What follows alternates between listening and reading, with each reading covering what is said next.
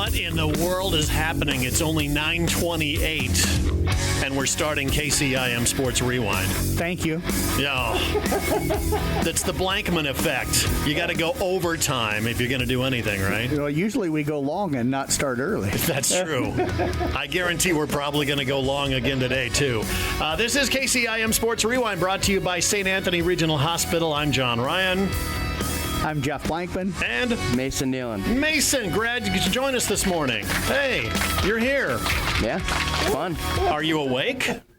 Like 50%. 50%. Well, it's better than 25% Mason awake, I guess. So we have got a special guest we're going to get to coming up here in just a couple of moments. But big news going on first. Luka Garza signing a contract this morning. How about that? I had not heard that. Where's he going? 2-year deal with the Boston Celtics. Okay. Guaranteed, by the way. Really? So he's going to be in the NBA. Okay. 5.5. It's about time that guy got a shot somewhere. Yeah, every time they send him back down to Des Moines, he dominates. I've went down and watched a few of the games where he's played down there, and nobody can stop him at the developmental league. So It'll be interesting to see when he gets a chance in the NBA, what can happen. Yeah, they're like, he's going to get a shot to play with the Boston Celtics. So a contender, so that's about the best situation for him.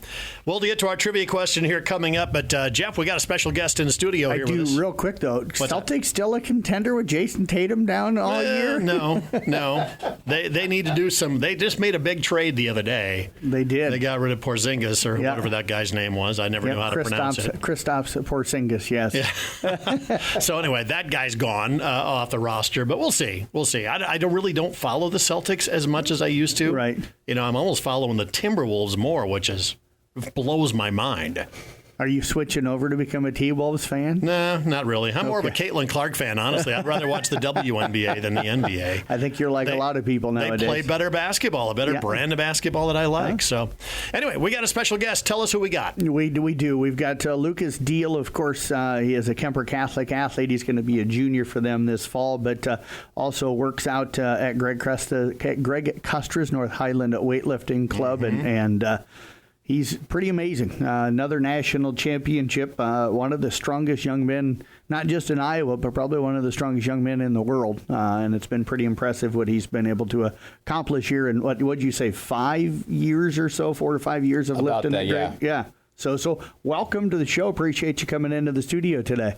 No problem. Probably the greatest moment of your life, right, so far? I'm guessing. Yeah, certainly right up there in the top 5. Let's talk about it. You recently won a youth national weightlifting championship, but this is not strange territory for you.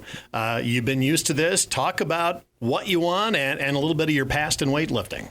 So 2 years ago, I won my first national championship. That was also in Colorado Springs. Then this past year, I won it.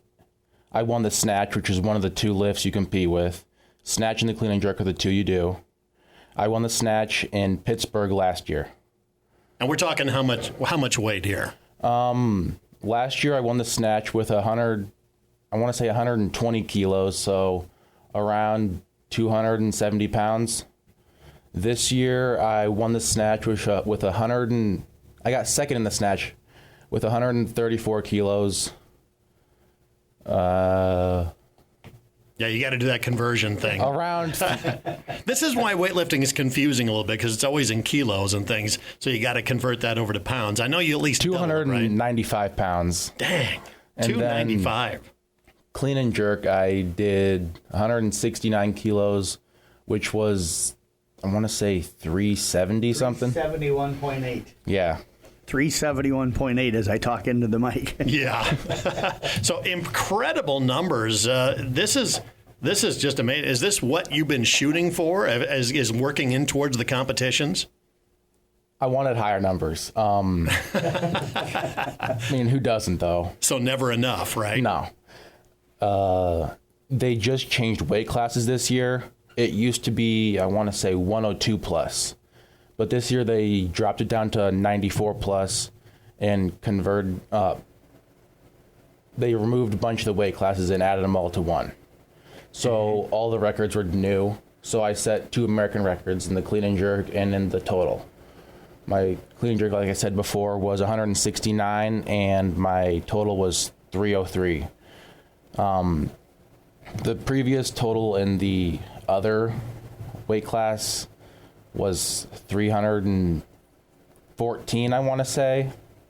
The clean and jerk total was 182, and the snatch was 142. That's a lot of numbers, but those are in kilos, by the way. Yes. So you got to convert that to pounds. Yeah, Lucas, for you, what's it like? It's not like this is the first one of these. You won the championship, 2 years ago. But what's it like to walk into a facility like that with all of the greatest lifters in the country and feel like you can go out and really dominate a lot of those guys? You don't feel like you can dominate the entire time. It's very nerve-wracking. I didn't really notice the amount of people there, like the crowd or anything, but I just had my nerves were terrible.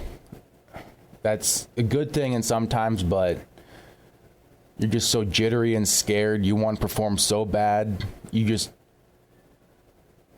feel scared. You just don't know what you're doing really at the start. Is that when you kind of fall back on the training that Definitely. you do with Greg? Kind of take us through how that helps you through.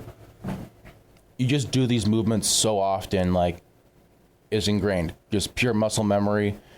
And that's what you rely on for the first lift normally. That's the hardest one. It's the lightest weight you do, but it's the most important, because if you miss your first lift, the chances of you making your other ones are smaller, because you always go up in weight.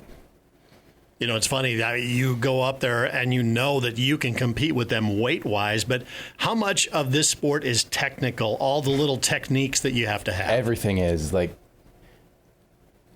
if it's not perfect, you're not going to get it. It has to be almost perfect every time. Mm-hmm. That's the difference between winning a championship and not winning, right? The guy I competed against, Madden Monis from Georgia, he beat me in snatch, and we both almost missed our last clean and jerk. He missed his by time. There's a certain amount of time you have to go through. I want to say it's a minute. If you're going after someone else lifted, it's a minute, and if you're backing yourself up, it's 2 minutes. So if you lift and then you come back out for the next lift, you got 2 minutes. Wow. But he missed his last one because he ran out of time. What do you do when somebody else is lifting? Are you watching, or are you kind of in the back refocusing yourself? 3 TVs in the back where you warming up. One of them is a TV where it says the amount of time left and what weight they're doing. Another one is a board of who's up next, what they're going to do. And the last one is a video screen of the people who are lifting. Which one are you glued to? It depends. When I'm watching Madden, I'm watching the TV.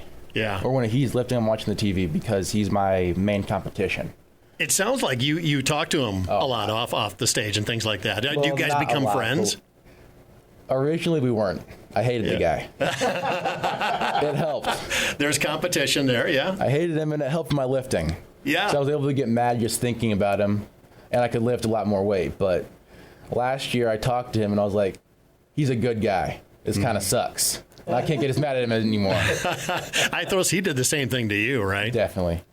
Speaking of that, last year, I intimidated him so bad that he wouldn't let his family say my name. They had me as he who should not be named, like Voldemort. Yeah. They wouldn't say. It was awesome. Their parents told us that afterwards. Well, you're an intimidating guy. You're what, 6'3", 250? Like 265. 265. So, yeah, you walked in the door and I'm like, whoa, this guy is a big guy. But it all started because you wanted to get better at football. That's why you first started going to see Greg Kustra to get more flexibility, which seems odd when you're lifting weight to get more flexibility. Explain that. Well, with the kind of lifting we do, you have to go past parallel. Well, you don't have to, but it has to go past parallel to count as a full lift, or else it's a power lift. It'll still count in competition, but you want to do it. And that just helped a lot with my flexibility, and being a lineman, being able to get more flexible helped me be able to stay in my stance longer, and it helps a lot with power and explosiveness. Getting out of your stance, and just in general, it helps a whole lot.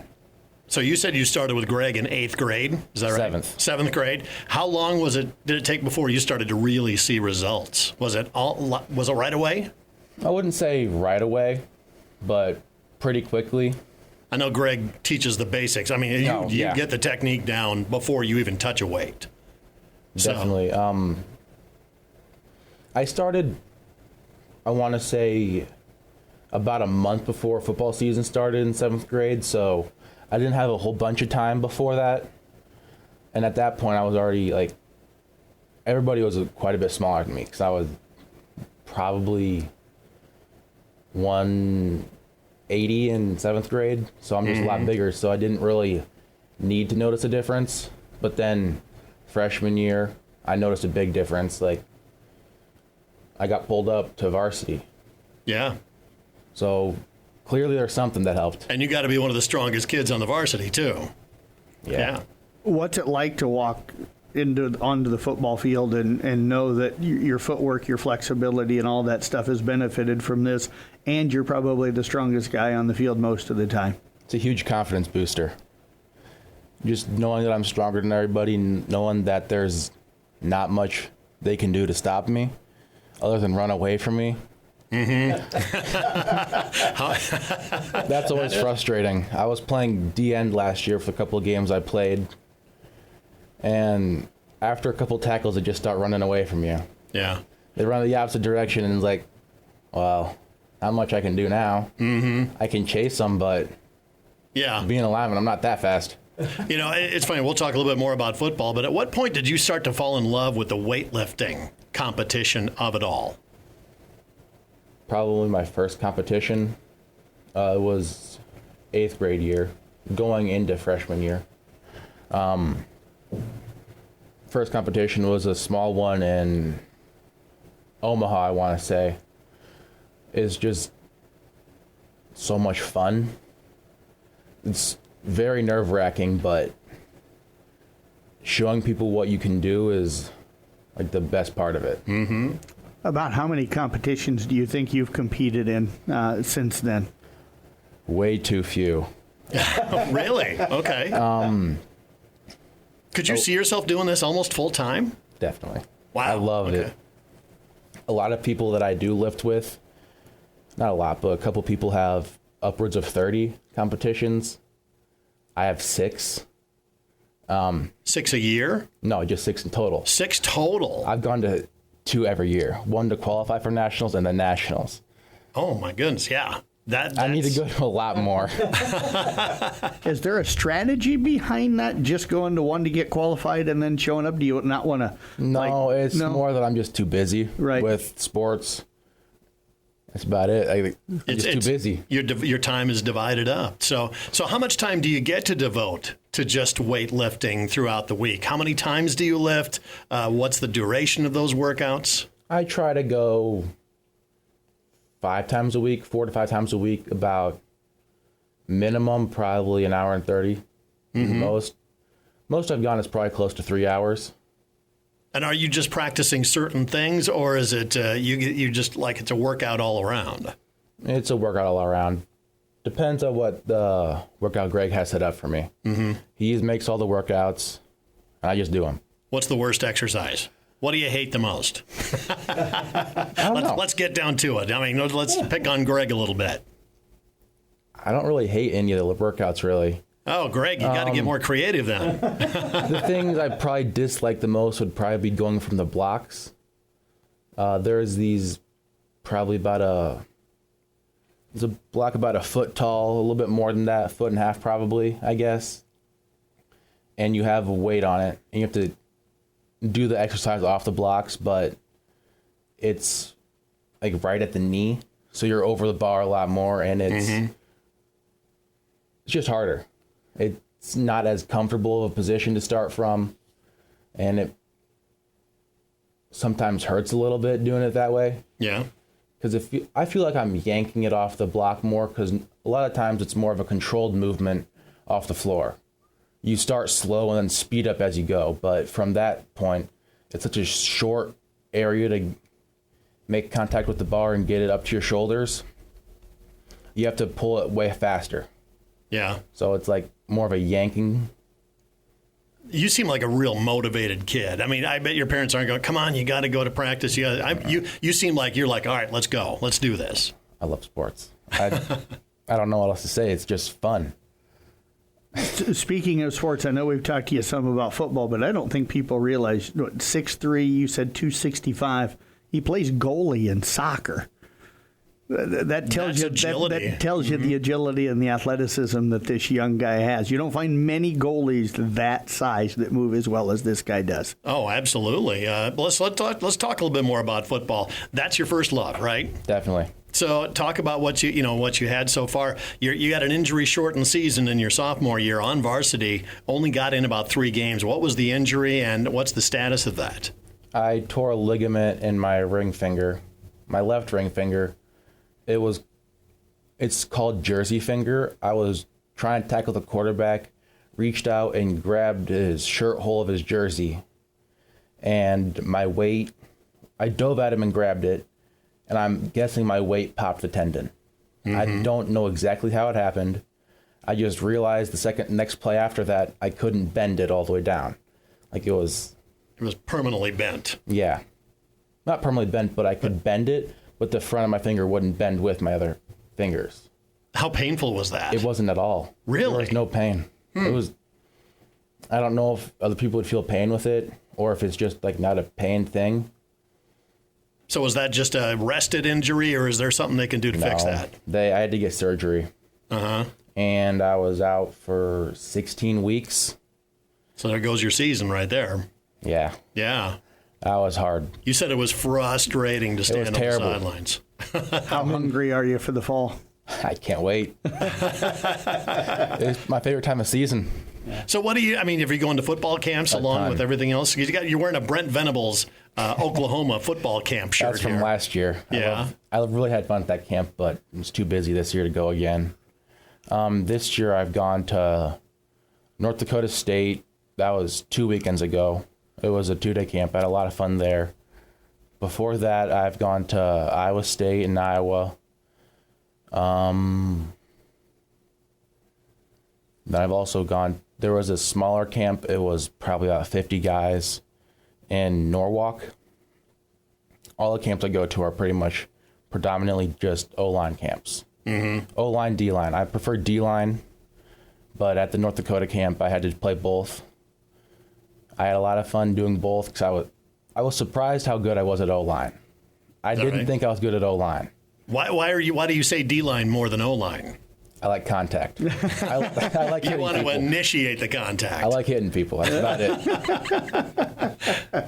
That's a football player right there. Exactly. So have you started to think about college choices at all? I know you're just going into your junior year. Is that something that you're going to wait until at the end of the junior year into the senior year to think about? I don't know. Unlike most people, I don't have a college team. So I don't have a favorite team I want to go to. It's kind of up to relationship with coach and the family of the team. Like all football teams are a family. I want to have a good relationship with the team and the coach. And I don't know very much about the teams I've gone to yet or the coach. So once I start getting in a better relationship with those guys, it'll be a lot easier to choose. I tell you, the 3 you mentioned, Iowa State, and North Dakota State, those guys are tremendous. I hear nothing but rave things about all those programs and how the players just absolutely love the programs. Yeah, absolutely. If you're looking for family, I know one that's out west that probably would be a really good family to join too. He's not a member of the staff. He's just pushing Nebraska on everybody here. So.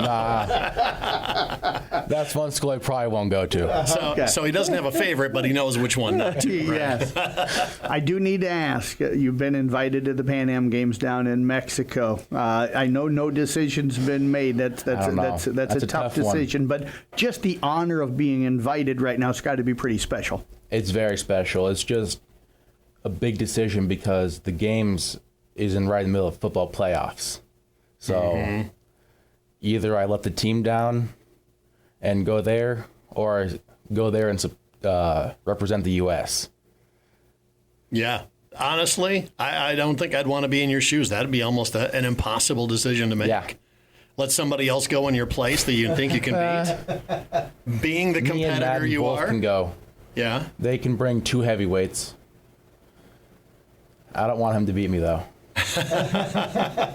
So, yeah, talk about just the difference between how is, like, the competition in football is fierce, but like I said, that individual competition's got to be a little different in weightlifting. Talk about the difference between those two, being part of a team and being an individual in a competition. Being in the individual competition, it's all on you. You don't have anybody else to blame. If something happens, it's almost always your fault. I mean... Oddly liberating in a way, right? Definitely. Yeah. And then being at such a technical sport, and Greg knowing it so well, if we record the video, he can find and tell me exactly what I did wrong, and then I can fix it the next lift. Mm-hmm. With football, if something happens on defense, like one guy's not playing his heart out and takes a play off, it can be a touchdown. Yeah, other people cannot be doing their job and things like that. Those football coaches that talk to you, I'm assuming you're talking to some of the coaches out there. Yeah. They got to absolutely love what you're doing with the weights and things like that, don't they? I think so. Yeah. They're not allowed to talk to me yet. They weren't allowed to talk to me. It was June 15th was the time when they could start talking to me, and I haven't gotten anybody reaching out. But I think they do like it. A couple of the coaches did. I want to say South Dakota State was one of them that really liked what I was doing. I wasn't able to go to their camp because of nationals. There's a school to the south of that that's much better. So I'm a USD guy. So yeah, and all the facilities now are so good. Have you paid a visit anywhere? Oklahoma. Yeah. Well, you got the football shirt camp. I was one of the 2 D linemen to tour the campus, and if I could go off of campus alone, I'd probably go there so far from the places I've gone. Yeah. It was so beautiful. Mm-hmm. The weight rooms have to be incredible. They're insane. Yeah. I mean, you can go off of either Greg's or the Kuemper weight room. Going into a facility that much bigger is insane. You can look at the rec, and most of the college football facilities are bigger than that. The weight rooms are bigger than the rec weight room. Mm-hmm. And there's way more equipment. It's insane. Yeah. I tell you, got a heck of a decision in front of you. I mean, fitting in that schedule of weightlifting, Jeff, I mean, it's like kids' demand on their time, I should say, is just insane. So Lucas has got to deal with all that. Yeah, trying to play high school sports with the demand of everybody wanting your time year round, and then doing what you're doing with Greg. It's amazing, and the dedication to be willing to go in, as you said, to do 4 to 5 workouts a week at an hour to an hour and a half, and sometimes up to 3 hours. That's really incredible. What you're willing to be able to do. During some seasons, I'm not allowed to go that long. It's not that I'm not allowed, but it's just not possible. Like football season, I can't go in after practice. A lot of times, either it's too late or I'm just too tired to go in. So that season, I'll go about 2 to 3 times a week. Yeah.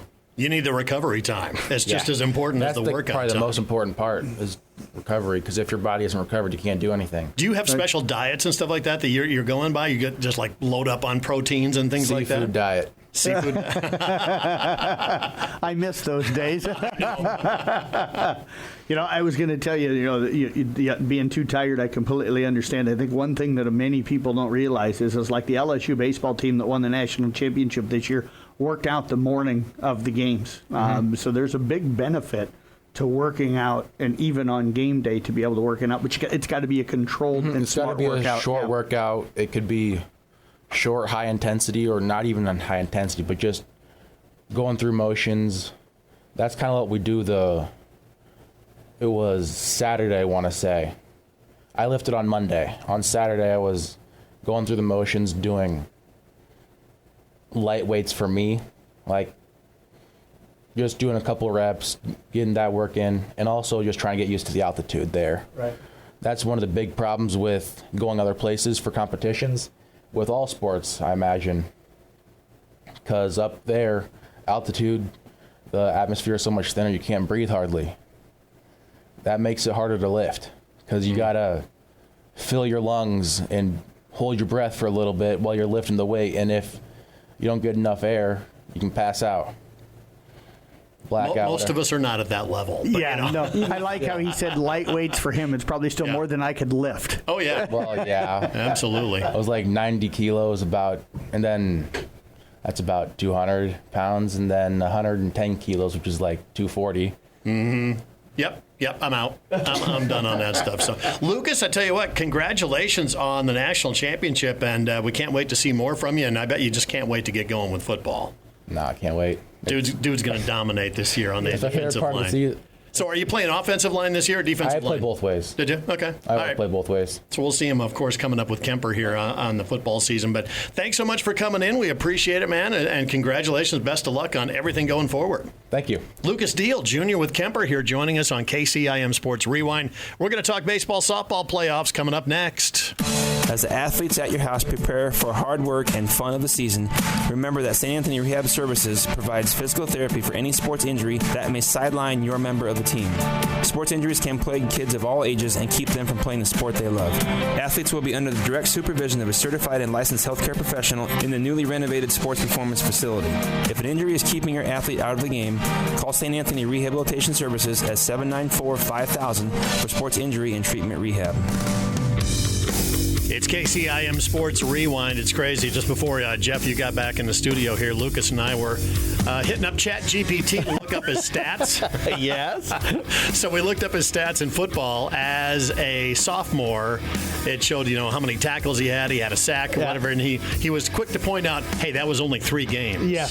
So, great young guy. Yes. Tell you what, very intelligent dude, and he's going to go a long way. Yes. Weightlifting, football, whatever he's got going on. Glad we were able to get him in here today. Absolutely.